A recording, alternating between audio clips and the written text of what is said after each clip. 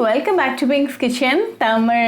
இன்னைக்கு நம்ம பருப்பு பொடி எப்படி செய்யறதுன்னு தான் பார்க்க போகிறோம். இது ரொம்ப ஈஸியாகவும் பண்ணிடலாம், ரொம்ப குவிக்காகவும் பண்ணிடலாம்.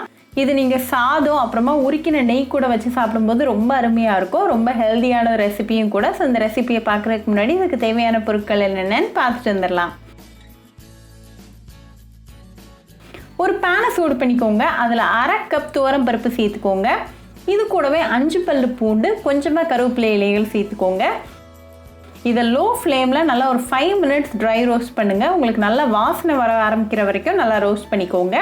இப்போ 5 நிமிஷம் ஆயாச்சு. நம்மளோட பருப்பு வந்து கொஞ்சமாக கலர் மாற ஆரம்பிச்சிருக்கு. ஸோ இந்த ஸ்டேஜில் 1/2 டீஸ்பூன் மிளகு, 1 டீஸ்பூன் ஜீரகம், அப்புறமா 10 போல் காஞ்ச மிளகாய் சேர்த்துக்கோங்க. காஞ்ச மிளகாய் உங்களோட ஸ்பைஸ் லெவலுக்கு ஏற்றாப்புல நீங்கள் கூட்டவோ குறைக்கவோ செஞ்சுக்கலாம். இது அகெயின் ஒரு 5 மினிட்ஸ் லோ ஃப்ளேமில் நல்லா ட்ரை ரோஸ்ட் பண்ணிக்கோங்க. இந்த பருப்பெல்லாம் நல்லா கோல்டன் ப்ரௌன் ஆகிற வரைக்கும் நல்லா ரோஸ்ட் பண்ணி விடுங்க. ஃப்ளேமை வந்து கடைசி வரைக்கும் லோலியே வச்சுக்கோங்க. பருப்பு இல்லாட்டி மற்ற இன்க்ரீடியன்ஸை கறிக்கிறாமல் பார்த்துக்கோங்க. இப்போ 5 மினிட்ஸ் ஆயாச்சு. ஸோ ஃப்ளேம் ஆஃப் பண்ணிடுங்க. ஃப்ளேம் ஆஃப் பண்ணிவிட்டு 1/4 டீஸ்பூன் போல் பெருங்காயத்தூள் சேர்த்துக்கோங்க. லைட்டாக மிக்ஸ் பண்ணி விட்டுருங்க. இது கம்ப்ளீட்டாக ஆற வரைக்கும் நம்ம வெயிட் பண்ணலாம். இது ஆறுறதுக்கு ஒரு 1/2 மணி நேரம் போல் ஆகும். இப்போ எல்லா இன்க்ரீடியன்ஸும் நல்லா ஆறி ரெடியாக இருக்குது. ஸோ இதை ஒரு மிக்சர் ஜாருக்கு மாற்றிடலாம்.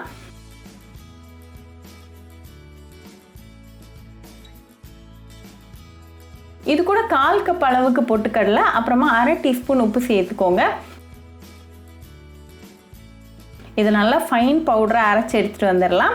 இந்த ஃபைனல் கன்சிஸ்டன்சி வந்து உங்களுக்கு ஆப்ஷனல் தான். உங்களுக்கு கொஞ்சம் கொரகொரப்பாக இஷ்டம் அப்படின்னா நீங்கள் கொரகொரப்பாக கூட அரைச்சிக்கலாம். இப்போ நமக்கு சுவையான பருப்பு பொடி ரெடியாக இருக்குது. இது நீங்கள் ஒரு ஏர்டைட் கண்டெய்னரில் போட்டு 2 மாதம் வரைக்கும் வச்சு சாப்பிட்லாம். ரொம்ப ஈஸியாக பண்ணியாச்சு. ஸோ கண்டிப்பாக இந்த பருப்பு பொடி ரெசிபி உங்கள் வீட்டில் ட்ரை பண்ணி பாருங்கள். ட்ரை பண்ணிவிட்டு எப்படி இருந்துச்சுன்னு எனக்கு கமெண்ட்ஸில் சொல்லுங்கள். ஒரு சூப்பரான ரெசிபியோடு உங்களை வந்து பார்க்குற வரைக்கும் பாய் ஃப்ரெண்ட்ஸ். உங்களுக்கு இந்த வீடியோ பிடிச்சிருந்தா பிங்க்ஸ் கிச்சன் தமிழுக்கு லைக் பண்ணுங்கள், ஷேர் பண்ணுங்கள், கமெண்ட் பண்ணுங்கள் அண்ட் மறக்காமல் சப்ஸ்கிரைப் பண்ணுங்கள். கூடவே பெல் ஐக்கானையும் கிளிக் பண்ணிக்கோங்க. அப்போ தான் நான் போடுற வீடியோஸ் எல்லாம் உங்கள் நோட்டிஃபிகேஷனில் வரும்.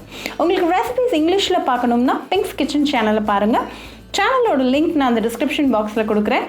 மறக்காமல் செக் பண்ணுங்கள். இன்னொரு இன்ட்ரெஸ்டிங்கான ரெசிபியோட உங்களை பார்க்க வர வரைக்கும் பாய் ஃப்ரெண்ட்ஸ்.